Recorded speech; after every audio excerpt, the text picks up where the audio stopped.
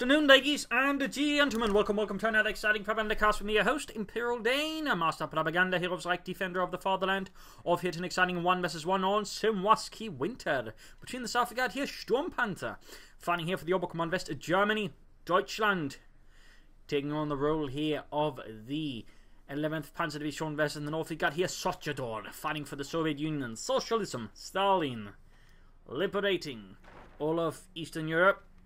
Taking on the role here of the 5th 10th Guards Rifle Division. And we're looking at Spec Ops, Breakthrough and Scavenge with Infantry Gun Academy for Stukas of Fußbulletins versus Anti-Infantry, Lend-Lease, Third Industry with S-6, Panzer or T-34 bulletins and Penal Tool bulletins there. Both players roughly in the top 100. I believe Sturmpanther's around rank 70. Can't quite remember Sotjador's rank at the moment. But while he is specifically trying to deny cover around the house, so for example, if he sort of has to, fight from the house, Sotjador can't just creep up here and just sort of use the tree against the house. That damn tree. That tree has betrayed the fatherland, but due to all axes being rationed away alongside chainsaws, it will have to stand for now. So people over there, Sotjador, standard start there. Sturmpanther there also with a more conventional start, though he does use his Sturmpanther, he's more aggressive than some players do. And generally I find as the Oberkommand West, personally you tend to have better success if you use your Sturmpanther to push ahead and use them sort of offensively, so that way sort of gain an advantage there. In particular versus double engineering, so Penal Trooper start, the Sturmpanther can usually push away the engineers successfully. But there you go, Penal Trooper's now ready, Paul Heinz there cut down, guarded by the semi-automatic rifles there that Sotjador's Penal Troopers are wielding with expert ease. Fun fact, the Soviet Union was actually trying to sort of move towards the SVT-40 being their main rifle in the same way the Americans moved towards the M1 Garand. The problem was by the time the war broke out, they were not quite in sufficient numbers, so while they were handed out to some units on a larger scale, then it became the main rifle of the Soviet army, despite again that was the intention in that sense. They sort of ran on the same doctrine as the US forces, that is to prioritize rifles over machine guns, which is also why they still ran with the Maxim and the less than always stellar DP light machine gun as examples, whereas the British and the Germans on the other hand focus more on the light machine guns, medium machine guns, well in the case of the British more light machine guns, and that's less on the rifles. Sort of a bit of a fun sort of note there. They got more Volkskriegs on the way there here though for Sturmpanther. Volkskriegs is firing up with the Penal Troopers here, hiding off points here, noting sandbags on the cut-off point there. Sotjador is putting some pressure on the left side, and overall I've personally find as rule of thumb, if you're north Semoisky, doesn't matter if it's summer or winter, you generally kind of want to go over here and sort of push down here.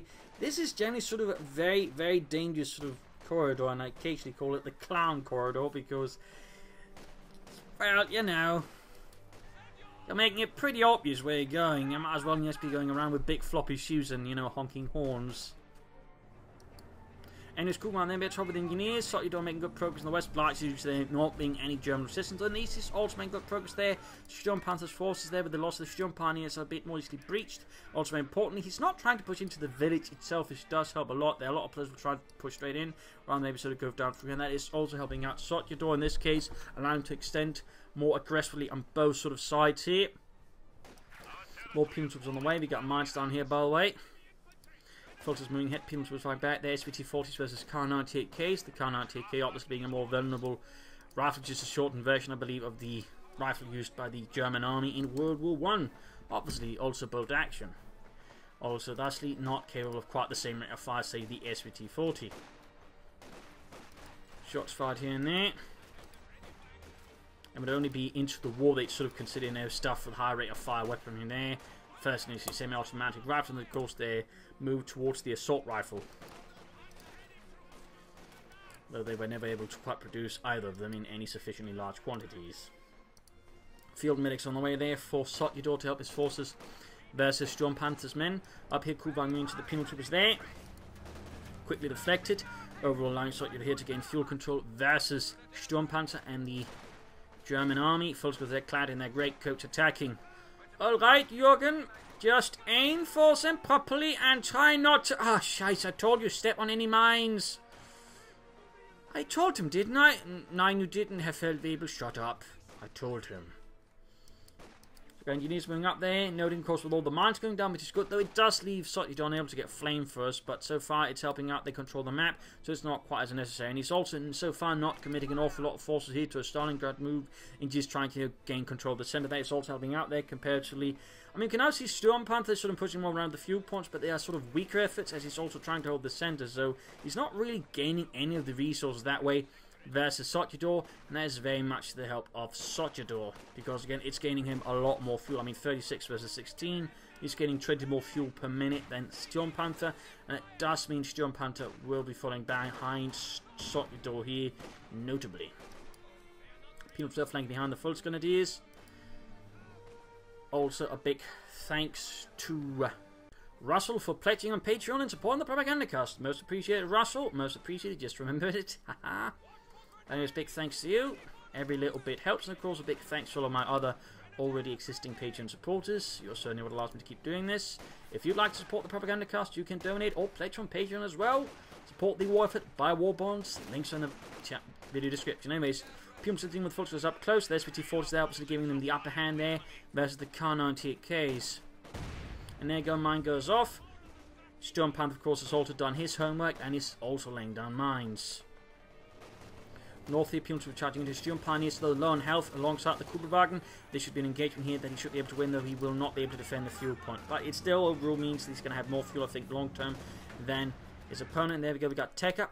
We also got Tech Up there for him, and that's obviously going to be the Luxie. In that regard, Sturmpanther is not diverting much from the actual sort of metagame there. Neither player really is.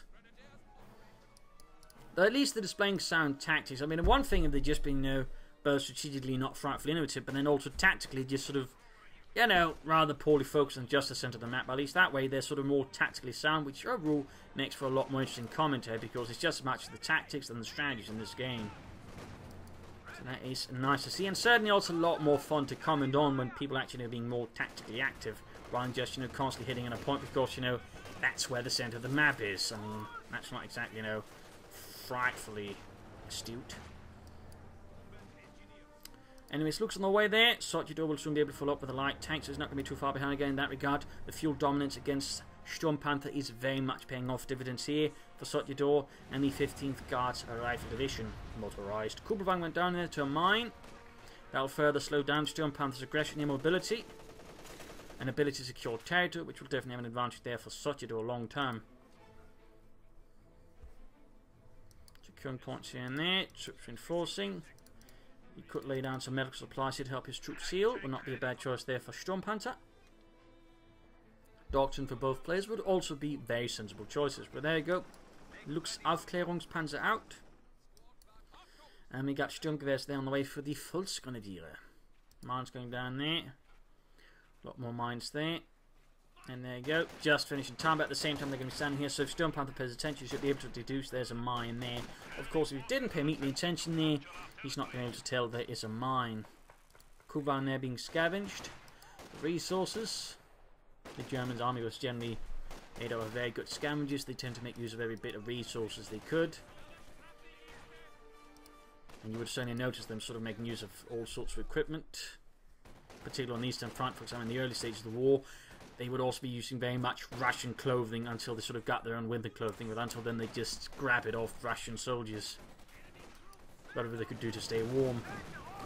Got Lux there flanking up, going straight here for the church with the penal troops inside. And certainly, we are also seeing here the slight weakness of the penal troops. Actually, they're very weak versus sort of light vehicle strategies like the Lux and the light and such, which is actually causing a slight change in Soviet openings, with some actually going for more conscripts just for the anti-tank grenades. So that way, if the opponent does go for the Lux, they can actually hit it with anti-tank grenades, making it much easier to deal with. So there are some changes there in the metagame going on. Of course, there'll be a sort of longer video here on the 20th, but sort of as a quick sort of aside here. Again, we are sort of seeing some changes there happening on the horizon. And in this regard, again, you can sort of see that Sotjador is struggling with the Lux. Of course, his T-10 will be able to help. There you go, nice flank. A few mines here on the road could have helped out. He tries to block in this case, though, glitches out. Occasionally, you can sort of stop it, but sometimes the vehicle will just pass through, phase through the other tank, come hell or high water. Had he been able to stop it, that would have worked. Oh! Close there. Had the Sturmpanther not gone away, that he could have possibly stopped the Looks there with the damage, in which case we could have possibly knocked it out, or at least had a better chance of doing so. It's a bit close there, a bit close. Between the two warring sides, we can see that Sturmpanther is bringing up more machine guns, and hello, we actually got a half-track on the way for Sotjador. We got the M5 half-track on the way. That's interesting. Most players don't go for it, and he doesn't seem to go. He could go for the A mount, which is not bad if used properly, but he doesn't have the munitions quite yet, though he's going to have it soon. He could also be going for the ability to move his troops around the field efficiently and reinforce at the front line, which is actually quite strong. We'll have to see what it ends up with here for Sotjador, but a half-track is very interesting. Very, very interesting. That's definitely not part of the meta game. I mean, most players never consider the half-track at all, but well utilized, the half-track is quite potent. Just like any of, well, most of the half-tracks are of course for the 250 half-tracks for the Wehrmacht. And even those sort of have some utility, but they don't quite have the same impact because they can't reinforce. And that's actually really important. That's one of the things, sort of the hidden gems of the half-track, which most people tend to overlook. Right here, though, he's pushing ahead with the T7 a bit too close to Panzerfaust, gets a damaged engine. Also, the constant moving back is making it a bit easier for the Volksgunners to escape without any sort of egregious casualties. Half-track forced away, he's trying to form up a flamethrower group there. So he's going to have to repair that, but half-track with flamethrowers is actually quite useful there. In fact, you can pop 2 engineers with flamethrowers inside of it. I remember Barton doing that, I think, last year something. Can be surprisingly effective if you can catch your opponent off guard with it. Basically an improvised flamethrower half-track. Just a lot more expensive to assemble, since it has a lot more pieces you need to put together. Here, looks pulled away from the penal troopers, ensuring it does not get caught up in a satchel charge or anything like that. Sotjador just retreats, not willing to risk it. But overall, he's keeping up good aggression. Again, very important to note, he's not getting too caught up in the centre of the map. He's trying to outmaneuver and that way pressure Sturmpanther. And Sturmpanther, I feel at the moment is perhaps going to notch here, but still at the same time he is putting up pressure on the flanks as well and trying to outmaneuver Sotjador and Kines. I mean, both players are displaying some good tactical acumen in there, but they are, you know, increasingly just focusing on the centre.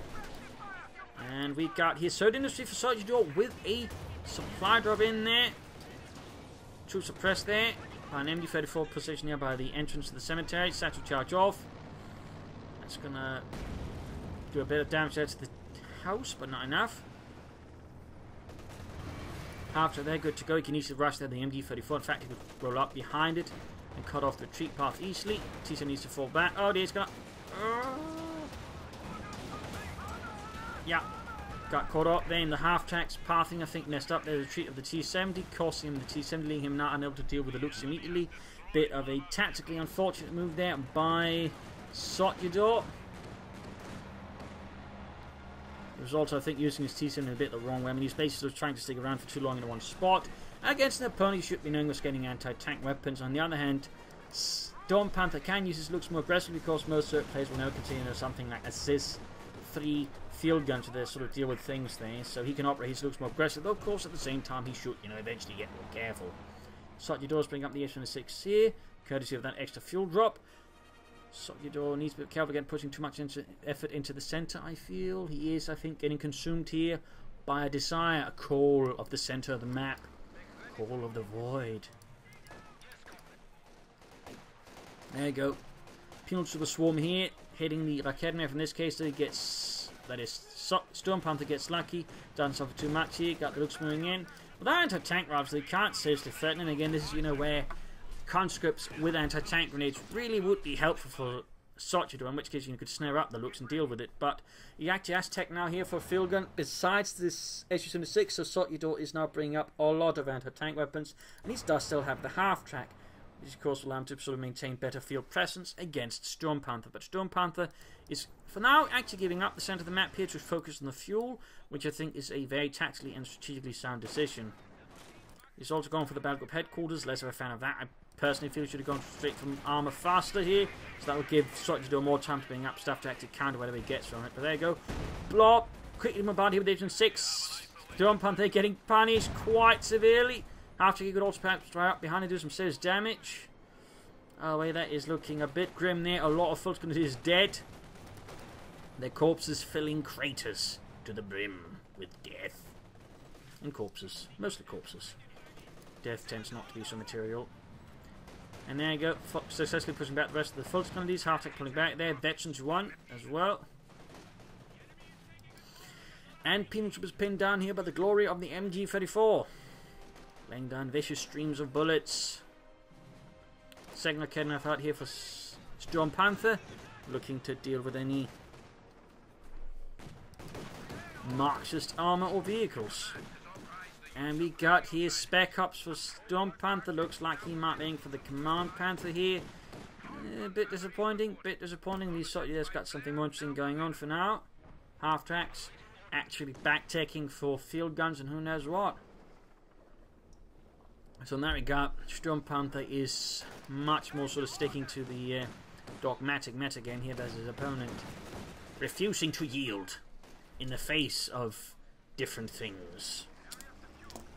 Also, largely, of course, is not really being forced to it by, you know, mostly penal troopers. All the way, after setting up, they're supported by the assault gun. Field gun in the centre here, can't quite hit the looks, and we got infantry covering up there. He's got the minesweepers inside the half-tech. That's an interesting move, not necessarily bad. And here's a fun fact, units inside a half-tech can still sweep for mines when you spot them. So you can basically use them for that. But there goes Assault continues up the centre here. Penal troopers dealing with German infantry. Be careful though. Looks fine there. Field gun shoots. Almost got it though. Very close here, but the looks does escape here. The wrath of the Sis-3. Up north here, Russian troops moving about there. Could get a wipe here with the half-tech after the Sturm Pioneers, but looks like there's too much going on here for Sotjador, and he missed an opportunity to wipe the Sturm Pioneer squad. Allowing Sturmpanther troops moving up there. At the same time, he's setting up for a large flank here with his Fulton Grenadiers. Going to try and sort of hook behind and get around there. Hitting Sotjador's position in the village centre with a nice flanking force there. Very good move by Sturmpanther, in particular because Sotjador is largely blind with only a single infantry squad to really sort of spot what's going on there. At which point it might be too late. So there we go. Fulton's moving up, engaging penal troopers. The fight there to defend the CoH2 point and the flank. Sotjador rushing in forces to plug this gap. We got the half-tech in the line to reinforce, but then that's going to take time. He's going to need to get more forces in there quickly. So this is putting some serious pressure there on Sotjador as Sturmpanther rolls ahead. He might have to reinforce the penal troop at this point. They might just be too low on health. Or he should get up behind the save. See something like in this case, though, pushes back. It actually repels the assault there. Impressive. I kind of would have thought he would keep press onwards, maybe bring up something to support, but looks like there might be too much going on for Sturmpanther. Interesting. We got a light infantry gun on the way there for Sturmpanther, so he's, I think, committing fully now to the Command Panther strategy, despite, you know, easily being able to take up and go for something faster than the Command Panther. So I feel that's a bit of a weak strategic move there by Sturmpanther. Weak. Missing out some opportunities there. Sotjador dropping in more fuel. Hopefully he's not going to rely on Collins either, fully. At least for sort of the medium, the sort of late game stuff there. Victory points being secured in that regard. Sotjador does with a small lead over Sturmpanther, but both are sort of reasonably equal there otherwise. Neither player been able to hold all the victory points for long. Half-track rushing eastwards there with flamethrower units in it. 50 cover at the top. We got the penal as well. He's going to crush the wire, which is actually something Sotjador himself laid down. How strange. Assault going up for here, he can bombard with the field. Oh, he doesn't have the munitions to bombard. And now we got the lightning gun there firing right straight at the field gun, landing a good hit, crashing Pushkin. A shower of gore. And there we go, actually got a maximum out here, giving more strength here to Sotjador's centre position. In the west though, Luke striking at the penal troops there, forced to retreat. In the east though, there we go, successfully pushing back the Fulton Grenadiers, grabbing points, need to repair the half-track, maybe rush the H16M back towards the centre, so it can provide artillery support. Because the field gun isn't going to do that, unless, there we go, he can now do it actually, if he wants to. But not is needed as the MD-54 is being pushed back. But there's still the matter of the lightest Infanterie shots. Sotjador here, further setting up for long haul with a fuel cache. Excellent work. It's only one way of sort of getting an edge there with the Oberkommand Best, which cannot build caches themselves. So that is some very nice work there, I think, by Sotjador. Very nice work. But he needs to do something to silence this. He's also repaired the half-tank. Good. And there go Luke's flanking, but strangely mistake. But there he goes, and 6 extra hit, turn hit from the Kedden Alpha. He needs to get the field gun out of there, though. It's too low on health, too low on numbers. He could rush in the half-track. He could still count just with some engineers there to reinforce. Luke's moving ahead again, but still forgets about the 6. But there you go, we got a... Oh, that's penal troopers. A brief thought there, because I couldn't quite see them properly there, so they were moving in from the edge of the screen. That might have been a folks going to discord with assault rifles, but no, those were penal troopers. And now Sotjador is going for the KV-8. Not so sure about that one, Sotjador. Not so sure about that one. We'll have to see how it works out. I mean, his force composition is a bit more unique and a bit more broader, so he might be able to fit in a KV-8 there, as he does have more options for dealing with armor, and the lights can quickly fill up with more field guns. But I'm still not a huge fan of the KV-8 here as of now. Not a huge fan. Still, he's making use of the half-track here, which is good. Which is really good, actually. Again, so few players make use of the half-track, and we got the K8 and Norfords here. Engineer supporting with minesweepers and mines. And meanwhile, those Sturmpanther launching a small, I would say, creeping assault here, edging ahead with support weapons and a bit of infantry there towards the centre. We've got Luke's flanking in there. Assault gun needs to get ready to deal with that. There we go. Misses though. Misses point blank up here. The KV-8 could actually now threaten the flank here. Could flank behind. Hit all the support weapons through here and destroy Sturmpanther's assault. Luke's moving straight from the field gun here. Risky, but the assault gun is all taking. Oh, goes down to the KV-8. KV-8 that burns up. Hits a mine. Hits a mine. This is quickly turning a bit ugly there. Luke's though. Ooh, gets away. He's moving in there. There we go. Pushing back like KV-8, which cannot deal fast enough with the KV-8 flamethrower tank. Stalin's dragon consumes its prey. Fascists. There you go, spewing out hot, billowing fire. Melting away National Socialism like snow. So nice bold attack there by Sotjador. Bit risky in some ways, but it's having an effect there though. Sturmpanther's now... Oh, he actually has checked up now. Hope he's not playing for a King Tiger there. Needs to pull back the KV-8 there. He should also secure the fuel points as fast as humanly possible up north there. I think he's given up and trying to destroy that fuel cache. Also mines, reinforcing the field gun, and he probably should bring up another field gun. Because again, with the KV-8, he's not got really any other ways now of dealing with any sort of armoured maneuvers from Sturmpanther on any greater scale. I mean, a Command Panther he's going to be very weak towards, so definitely something he's found. He's laying down mines though, which is good. But he's still going to need at least one more field gun to have a chance here. One more field gun. Meanwhile, though, folks is charging into the fires, hoping they remembered to wear their asbestos underwear, and then realised they left it back at home. Orbison, they're almost done here from, and he's about to lose the KV-8. Oh dear. Maybe a bombardment from the field gun can sort of delay the advance of the kidnappers. Maybe. Then that might be a bit awfully optimistic by me. And Sotjador. I'll end you for forming hitting straight to the flamethrowers, the Maxim. Quickly being burned, suppressed, murdered. Also needs to be a bit careful with the half track. And there you go, Johnny in with the Sis-3 bombardment as well. We got the Orbison pushing it. Light machine guns to the way. No inflict Sturmgewehr by Sturmpanther, and he can just call in a regular Panther. But it seems like here, Sturmpanther has bigger things in mind. He's going to go for the King Tiger. Fear Syndrome has slowly but surely invaded his mind until he can only see the King Tiger before his very eyes. The lustrous gleam of CoH2 has consumed his soul. So right, they lost a half track. Let's go out there for Sotjador. He's got a lot of manpower. He's definitely going to have to expend some of that on another field gun versus whatever, again, Sturmpanther's going to hit him with. Sturmpanther's then displaying some good tactical moves. Then again, Sotjador's displaying some strategic sort of innovation there in a sense, but tactically he's getting too focused on the centre for getting the rest of the map, and he's also, I think, committing too much to Collins here without necessarily bringing up the other elements that he needs to make it work there. So this could get very ugly here for Sotjador in a very few moments. He's flooding a lot of manpower. Almost 800 there. He needs to bring up a lot more field guns, and there you go. Sturmpanther now just needs a bit of manpower, and he can call in the King Tiger, the Königstiger. Tiger 2. For the 11th Panzer Division. Now the fuel drop, and there you go. Got the King Tiger out there for Sturmpanther. With its high velocity 88mm gun, more or less capable of penetrating the frontal armor of any tank in the war. Aircraft shot down. Also very accurate.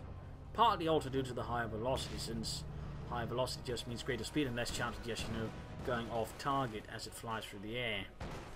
So fun fact there. It was also one of the reasons why the Panther itself was so accurate, because the shot was, shot up with so much speed. It had very little drop, which actually meant Panther gunners didn't have much to actually adjust for distance. In the south here, though, people from trouble. He can't still get the looks, though. That's really one of the problems there for Sotjador. And oh, hit a mine on the King Tiger. That should buy Sotjador more time. But it is one of the weaknesses of the old penal trooper builds. You do have a harder time dealing with stuff like the looks because you can't easily snare it. I mean, it requires your opponent to willfully drive it up there, stick it around for long enough for them to actually pop the satchel charge on it. Maxim dealing with Fulton's out in the open. Got the Kedma pushed back, and the KV8 still rolling away as well. I think he's aiming for the KV2 here. He's still only got a single Sis-3. King Tiger there rolling up towards the centre.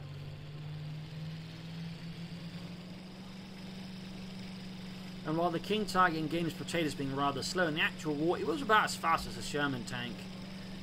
With much better, also very excellent turret rotation actually. Could do the whole 360 degrees in a matter, I think, seconds. I think Sotjador's aiming for the KV2. I think he's aiming for the KV2.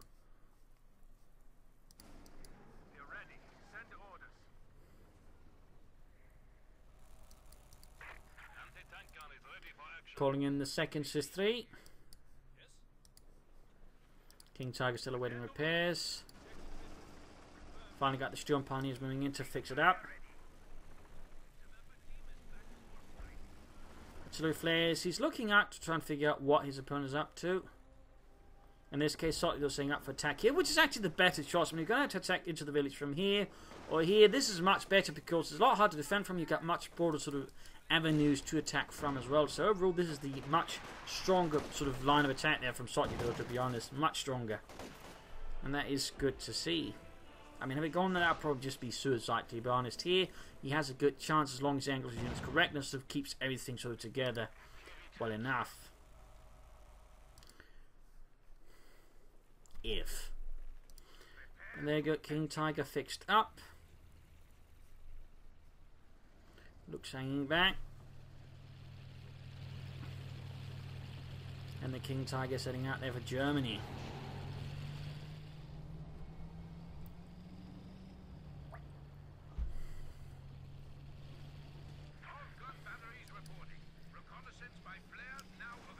Double field guns. Penal troopers and whatnot. Got Luke's moving ahead. Moving into double field guns, going to be a bit risky there for the looks that even the King Tiger could have to be a bit wary about. In particular, they get veterancy.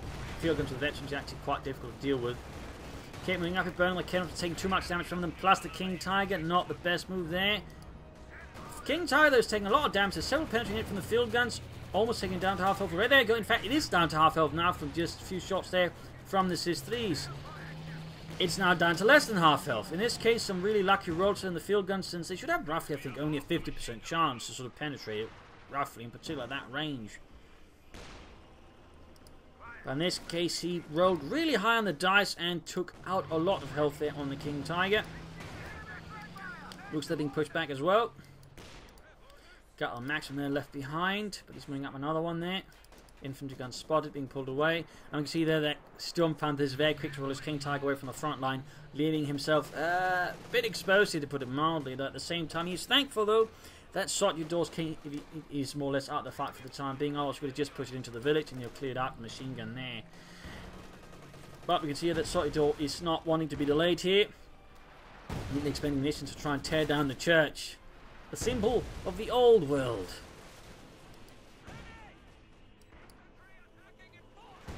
Got the forces flanking up with the right to the penalty was there, gunning them down with accurate fire. Lethal fire too. Almost on hold here by the Maxim. German infantry flooding in here to plug up any gaps there as Sotjador inexorably moves ahead. KV8 being slowly repaired. There's only 2 engineers working on it, by the way. This is going to be taking ages for them. He'd be better off using the self-repair ability for the KV8 there to just speed it up, because with only 2 engineers, that's going to take forever and ever That's the sort of stuff they're going to be, you know, writing fairy tales about. The KV-8 that got repaired. Which, you know, the point of the story is, you know, reinforce the engineers and fix it up.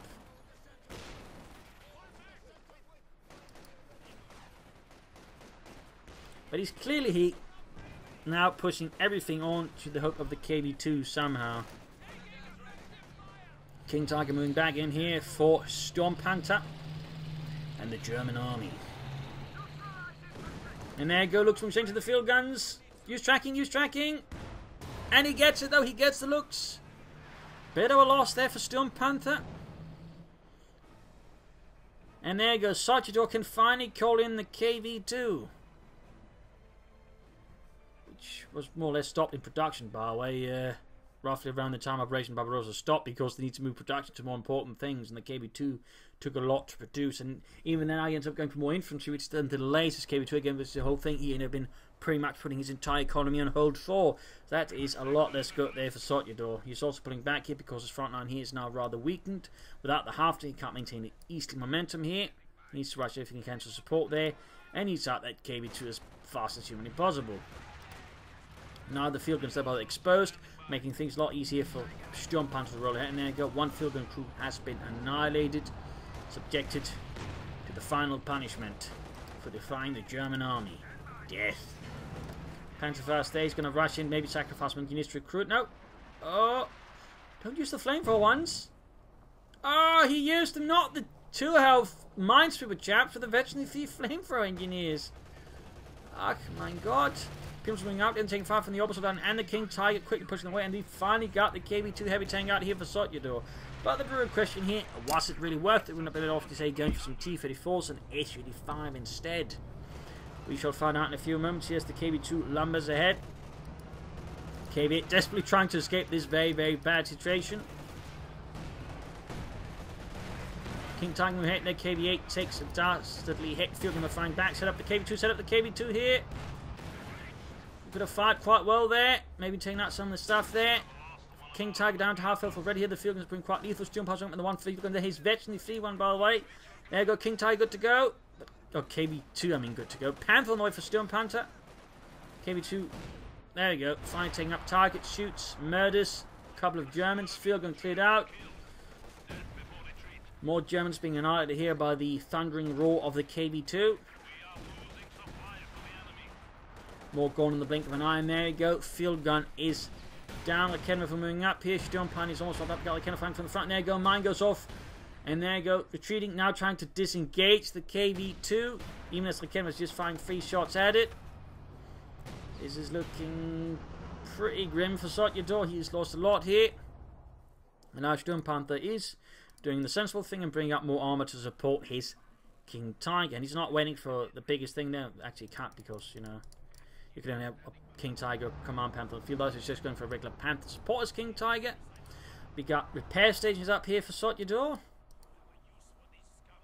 Not bad. And there we go. Panther out. Panzerkampfwagen here for the 11th Panzer Division. King Tiger receiving a vital repairs here from the repair pioneers at the Mechanized Regiment headquarters. With more engineers on the way for Sotjador as well to expedite his repairs. Obviously, the problem for now for Sotjador is he's severely outgunned by Sturmpanther. Severely. King Tiger, Panther, Obersoldaten, Volksgrenadiers, a lot of Raketenwerfers. Flares off for Sotjador. He's constantly still trying to figure out what his opponent is up to.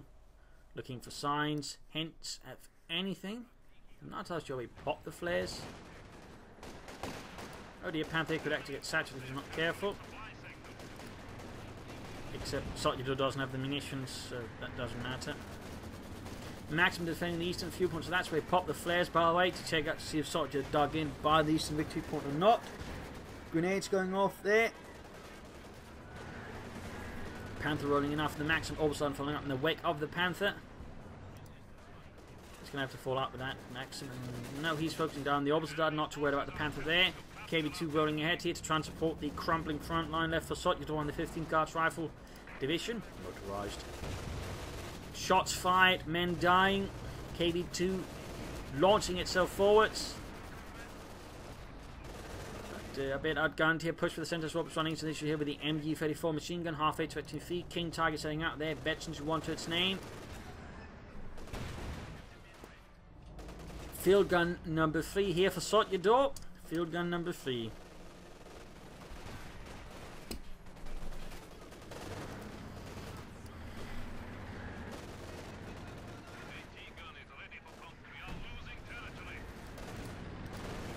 Panther on your head here, supported by the King Tiger, and there you go, KB2 setting up, but there you go. Being flanked here by Panthers, King Tiger engaging from the front. That KB2 is dead in the water. Set upon by much more modern machines, much more beautifully designed machines. This old Soviet beast is trying to escape, but the hunters are on its trail. One more hit, and that KB2 is going to go down. One more hit. And there you go, the KB2 is gone with that. Sotjador is more or less dead and gone as well. I mean, he's got some forces, but they can't really impact Sturmpanther now in any meaningful way. Sturmpanther's just got too many resources and too much of a lead by now.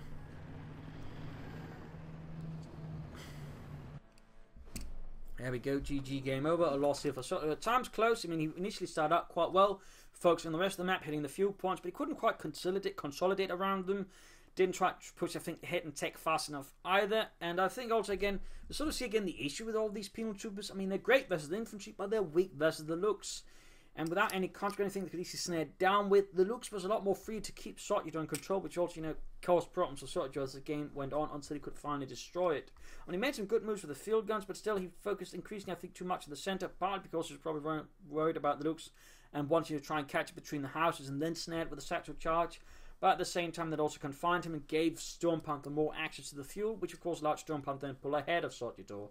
I think Sotjador there actually made a mistake in the KB8 to try to push ahead for tanks, so that way confine the looks, destroyed, and then could have gone with field guns, supporting that, dealt with any armour that Sturmpanther might have pushed ahead with him, overall leading to a victory. So I feel like the KB8 here was one of Sotjador's bigger mistakes against Sturmpanther. Could also have done with more mines, but also just focusing too much in the centre, which is always something you have to be careful against. Good stuff from both players, very nice sort of fluid action there, but things progressed a bit too much in the centre. But I think Sturmpanther maintained, I think, a bit sort of more broader strategic mind, and I was able to sort of keep control better of the map as the game sort of progressed. So that was overall, I think, a reasonably nice fight there with some King Tiger action, Panthers, Orbital Darden, half tracks, which was great to see. Just feel like Sotjador could also have done more with that. So there you go. Hope you enjoyed this match. Hope you learned something from it. If you did, subscribe, tell your friends, share it with everyone. If not, send in replay on a product and feedback in the comment section. This is Imperial Dancing. Cheers. Thank you all for watching. Hope to see you all tomorrow for another exciting episode. Bye.